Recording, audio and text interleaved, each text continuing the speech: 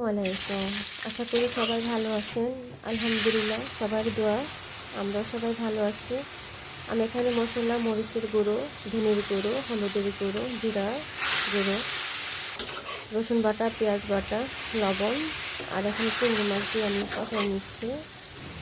পালং শাক দিয়ে দিচ্ছি। সকালে পালং শাক দিয়ে আর মাছ ভাজা দিয়ে আমরা সবাই খেয়ে স্কুলে যাব। পালং শাকে কিন্তু ভিটামিন ডি আছে। অনেক সময় ভিটামিন ডিটা আমরা রোদে যাই নেওয়ার জন্য, আমরা কিন্তু পালং শাকের থেকে কিন্তু ডিটা পেতে পারি। আরও অনেক উপাদানই রয়েছে পালং শাকের মধ্যে।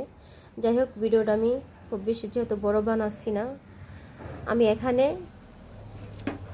লবণ, হলুদ, মরিচ দিয়ে মাছ ভেজে নেব। পুঁটি মাছ আর একটা কি মাছ যেন ভাই মাছের সাথে আছে। এখানে আমি ভাত বসাই দিয়েছি আমার বাচ্চাদেরকে খাওয়া দাওয়ার পর আমরা সবাই স্কুলে যাব একসাথে।